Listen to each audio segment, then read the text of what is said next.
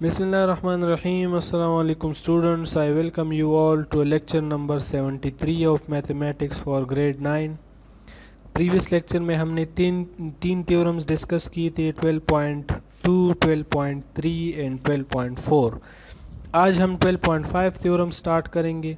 12.5 theorem और 12.4 theorem जो है ये एक दूसरे के कन्वर्स है. अगर इसके स्टेटमेंट को आप देखें, any point inside an angle equidistance from it's arm, किसी एंगल के अंदर कोई पॉइंट जो कि उसके आर्म से इक्वल डिस्टेंस पर हो, इज़ ऑन इट्स बाइसेक्टर, वो उसके बाइसेक्टर पर लाई करेगा. लेकिन 12.4 थ्योरम को अगर आप देखें, उसके स्टेटमेंट में है कि any point on the bisector of angle is equidistance from its arms. Means कि इसमें जो गिवन है 12.4 में, वो हमारे आज के थ्योरम में रिक्वायर्ड है, और जो हमारे आज के थ्योरम में गिवन है वो कल वाले थ्योरम में रिक्वायर्ड था, 12.4 में रिक्वायर्ड था. तो इसमें गिवन ये है कि यहाँ तक गिवन है आर्म्स तक. Any point inside an angle, P कोई पॉइंट है जो कि ए ओ बी एंगल के इनसाइड लाई कर रहा है, ये इसका इनसाइड है और ये वाली जगह ये इसका आउटसाइड है. और ये पी जो है equidistance from the arms, O A और ओ बी से इक्वी डिस्टेंस पर है. इनका डिस्टेंस परपेंडिकुलर लाइन होता है. P R and P Q are congruent, ये गिवन है. हमने ये शो करना है कि ये P जो है ए ओ बी के बाइसेक्टर पर लाई कर रहा है. मीन्स कि ओ पी जो है ये इसका बाइसेक्टर है, और ओ पी बाइसेक्टर तब होगा जब पी ओ क्यू और पी ओ आर ये दोनों एंगल आपस में इक्वल हो. तो देखिए, P is a point lies inside angle A O B such that P R and P Q are congruent, where P R is perpendicular to O A and P Q is perpendicular to O B. OP is on the bisector of angle AOB, ये हमने show करना है. Join P to O, P को O के साथ join कर ले. Draw perpendicular PR and PQ, ये तो ऑलरेडी हमने ड्रॉ की है ऑन OA एंड OB. अब आप देखिए, PRO और OPR और OPQ दो ट्राइंगल है, इनकी करेस्पॉन्डेंस में OP दोनों में कॉमन है. PR और PQ जो है कॉन्ग्रुएंट गिवन है ऑलरेडी. इसी तरह PRO और PQO ये दोनों 90 के एंगल है, राइट एंगल है, इसलिए ये दोनों आपस में कॉन्ग्रुएंट होंगे. तो ये साइड और ये एंगल, मतलब ये साइड, ये परपेंडिकुलर ये वाला साइड और ये 90 का एंगल, तो साइड एंगल की वजह से दोनों ट्राइंगल कॉन्ग्रुएंट हो जाएंगे. जब दोनों ट्राइंगल कॉन्ग्रुएंट हो गए तो उनके करस्पॉन्डिंग एंगल्स कॉन्ग्रुएंट होंगे. तो पी ओ क्यू और पी ओ आर ये दोनों करस्पॉन्डिंग एंगल है ये वाले, तो ये आपस में कॉन्ग्रुएंट हो जाएंगे. P O Q and P O R congruent, corresponding parts of congruent triangle are congruent. इसकी जगह आप corresponding angles of congruent triangle are congruent वो भी लिख सकते हैं. तो जब ये दोनों एंगल्स कॉन्ग्रुएंट हो गए तो इट मीन्स कि ओ पी जो है एंगल ए ओ बी के बाइसेक्टर पर लाई कर रहा है.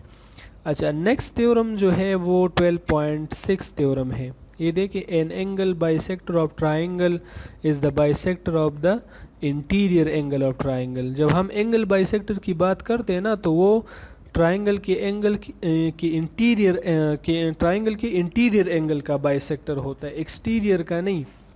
एक्सटीरियर एंगल कौन सा होता है, इंटीरियर कौन सा होता है? ये जो ए एंगल है, तो बी ए सी, इसका जो अंदर वाला साइड है ये वाला, ये इंटीरियर एंगल है, और यहाँ से लेकर ए से यहाँ तक ये एक्सटीरियर एंगल है. ठीक है, तो जब हम बाइसेक्टर की बात करते हैं तो हमारा मतलब ये इंटीरियर एंगल होता है इसका बाइसेक्टर. ओके, 12.6 थ्योरम का स्टेटमेंट है, the bisector of the angles of a triangle are concurrent. इससे पहले हमने मीडियन वाली बात की थी कि median of triangle are concurrent, और उसके बाद राइट बाइसेक्टर की बात की थी कि right bisector of three side of triangle are concurrent. अभी जो हम थ्योरम कर रहे हैं आज वाले थ्योरम में, bisector of angles of triangle are concurrent. अगर ट्राइंगल के तीन एंगल्स है तो उन तीनों एंगल्स की जो बाइसेक्टर होंगे वो कंकरेंट होंगे. मीन्स कि वो तीनों बाइसेक्टर एक पॉइंट पर एक दूसरे को टच करेंगे. Let we have a triangle A B C, BD and CD are the angle bisector of angle B and D which cut each other at point D, intersect each other at point D. Join D to A. अब हमने ये show करना है कि this AD is also a bisector. ठीक है, to prove that D is the bisector of angle A, from D draw perpendicular to BC and AC. BC और AB पर। तो DK is perpendicular on BC and DL is perpendicular on AC and DM is perpendicular on AB।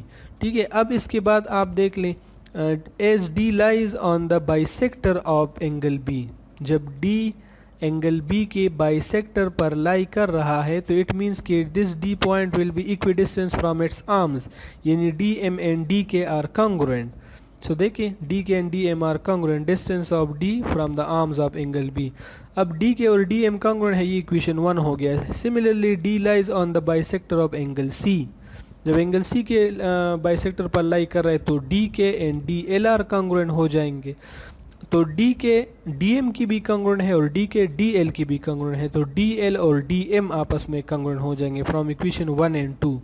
ये देखिए अभी मैंने आपको बताया similarly DL is on the bisector of angle C, so DK is congruent to DL। अब DK जो है इन दोनों की इक्वल है तो ये दोनों आपस में कॉन्ग्रुएंट हो जाएंगे, तो उससे फिर आप लिख सकते हैं कि D lies on the bisector of A। DL and DM are congruent, it means that D is equidistant from angle N and M, so D lies on the bisector of angle A। जब D angle A के bisector पर lie कर रहा है तो it means AD जो है वो एंगल A का बाइसेक्टर है, और the bisector of angles of triangles are concurrent. क्योंकि जब AD बाइसेक्टर बना तो तीनों ऑलरेडी हमारे पास दो वो थे एंगल बाइसेक्टर, ये दो एंगल बाइसेक्टर ऑलरेडी हमारे पास थे और AD भी बाइसेक्टर बना और D पॉइंट पर तीनों मिल रहे हैं। It means D point is the point of concurrency of these three angle bisector, so we can say that the three angle bisector of angles of triangle are concurrent।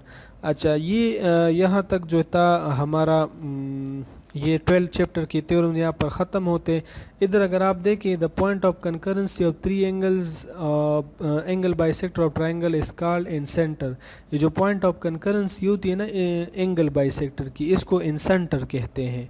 ठीक है, ये आप याद रखिए। इन सेंटर ये अक्सर ऑब्जेक्टिव्स में आ जाता है। एक सेंट्राइड होता है, वो मीडियंस जहाँ पर मिलते हैं वो सेंट्राइड होता है, और जहाँ पर ये एंगल बाइसेक्टर मिलते हैं वो इन सेंटर होता है। अच्छा, ऑब्जेक्टिव्स को अगर आप देखें, फर्स्ट वन है which of the following are concurrent. कौन से कंकरेंट होते हैं? एंगल बाइसेक्टर, ये भी कंकरेंट होते हैं, अभी हमने पढ़ा। Perpendicular bisector means right bisector, इसका थ्योरम भी हमने पढ़ा था, वो भी कंकरेंट थे। मीडियंस ऑफ ट्राइंगल, ये थ्योरम भी हमने पढ़ा था, ये भी कंकरेंट थे। It means all of these. ठीक है, D option. Which of the following sometime is inside a triangle, sometimes coincide with the side of triangle and sometimes falls outside of a triangle। इनमें से कौन सी चीज़ जो है वो कभी ट्राइंगल के अंदर होगी, कभी साइड के साथ होगी और कभी बाहर होगी? Base, altitude, median and angle bisector. Okay, इसमें देखिए बेस जो है वो तो साइड होता है, ठीक है। मीडियंस वो ट्राइंगल के अंदर ही आते हैं क्योंकि वो अपोजिट साइड के मिड पॉइंट के साथ वर्टेक्स ज्वाइन होता है, तो वो ट्राइंगल के अंदर ही आते हैं। एंगल बाइसेक्टर भी ट्राइंगल के अंदर ही जाता है क्योंकि वो एंगल को हाफ करता है ना, तो वो ट्राइंगल के अंदर ही जाता है। अल्टीट्यूड जो है वो वर्टेक्स से परपेंडिकुलर होता है, तो अब अगर वो वर्टेक्स से आप परपेंडिकुलर ड्रॉ कर ले, एक ऑब्ट्यूज एंगल ट्राइंगल बनाए, ऑब्ट्यूज एंगल ट्राइंगल जिसमें एक एंगल 90 से अबव हो, मीन्स कि एक एंगल 120 का हो, और उसमें जो 120 वाले एंगल का अपोजिट एंगल है उसका आप वो बनाएं, परपेंडिकुलर ड्रॉ करें, तो वो ट्राइंगल से बाहर आएगा। तो इसका सही ऑप्शन बी है। इस तरह के ये जो अभी ये वाला ऑब्जेक्टिव है ना, ये जब हम 17.2 एक्सरसाइज करेंगे ना प्रैक्टिकल ज्योमेट्री, तो उसमें ये अल्टीट्यूड वाले क्वेश्चन जब हम करेंगे तो वहाँ से आपको खुद ही अंदाज़ा हो जाएगा कि हाँ अल्टीट्यूड जो है वो ट्राइंगल से बाहर आ सकते हैं। कभी ट्राइंगल के साइड के साथ आएंगे जब 90 एंगल हो, और जब 90 से कम हो तो ट्राइंगल के अंदर आएंगे, और जब 90 से ग्रेटर हो फिर ट्राइंगल के बाहर आएंगे। थर्ड वन है the perpendicular bisector of triangle R. Perpendicular bisector जो होते हैं वो कंकरेंट होते हैं, ठीक है। Congruent, parallel to each other, perpendicular to each other ये नहीं होते, कंकरेंट होते हैं। फोर्थ नंबर है in which triangle the perpendicular bisector of the base passes through its vertex. कौन से ट्राइंगल में परपेंडिकुलर बाइसेक्टर जो है वो वर्टेक्स से पास होते हैं? तो वो आइसोसेलेस ट्राइंगल जो है ना, आइसोसेलेस ट्राइंगल, उसमें जब आप वो ड्रा करते हैं, यहाँ पर परपेंडिकुलर बाइसेक्टर की बात हुई है ना, तो जब आप बेस का परपेंडिकुलर बाइसेक्टर ड्रा करते हैं बेस का, तो वो अपोजिट वर्टेक्स से पास होता है, क्योंकि उसमें दो साइड्स इक्वल होते हैं। और बेस जो है, बेस का जब आप वो ड्रा करते हैं परपेंडिकुलर बाइसेक्टर, तो अपोजिट वर्टेक्स से पास होता है। ये आप खुद ड्रा कर ले तो आपको अंदाज़ा हो जाएगा। अच्छा, in triangle A B C medians AD, BE and CF, these are the median, intersect a point G. If CF is 24, what is the length of FG? CF 24 है तो टोटल 24 है, और FG जो है मींस के ये वो छोटा लेंथ है, तो ये 8 होगा, क्योंकि 2:1 में टोटल मीडियन जो है पॉइंट जी पर इंटरसेक्ट कर रहे हैं ना, तो पॉइंट जी उनका पॉइंट ऑफ ट्राइसेक्शन होगा। पॉइंट जी के एक साइड पर 2 होगा और दूसरे साइड पर 1, मतलब 2:1 में डिवाइड करेगा ना, तो 2:1 है, और टोटल जो है 24 है, तो सम ऑफ रेशो 2 + 1 3 होगा, और 3 से जब आप 24 को डिवाइड करेंगे तो 8 आएगा, तो उसमें ये एफ जी जो है वो 8 रह जाएगा और सी जी वो 12 रह जाएगा, तो इसमें ए ऑप्शन सही है। 6 नंबर है the angle bisector of a triangle meet a point which is equidistance from dash of triangle, sides of triangle, sides of triangle से इक्विडिस्टेंस पर होता है, B option. In an equilateral triangle all the perpendicular bisector, equilateral means जिसके सारे sides equal होते हैं, तो उनके सारे परपेंडिकुलर बाइसेक्टर जो होते हैं वो कंकरेंट भी होते हैं, ठीक है, और वो एंगल बाइसेक्टर भी होते हैं। तो ये इसमें तो ये दोनों आते हैं, तो अगर कंग्रुएंट की जगह आप वो लेके angle bisector as well, angle bisector as well, sorry median as well, median भी हो सकते हैं वो, और पैरेलल की जगह ऑल ऑफ दिस, तो फिर ऑल ऑफ दिस आएगा। अदरवाइज इसमें कंकरेंट भी आते हैं क्योंकि परपेंडिकुलर बाइसेक्टर कंकरेंट होते हैं, और इक्विलेटरल ट्राइंगल में ये परपेंडिकुलर बाइसेक्टर फिर एंगल बाइसेक्टर भी होते हैं।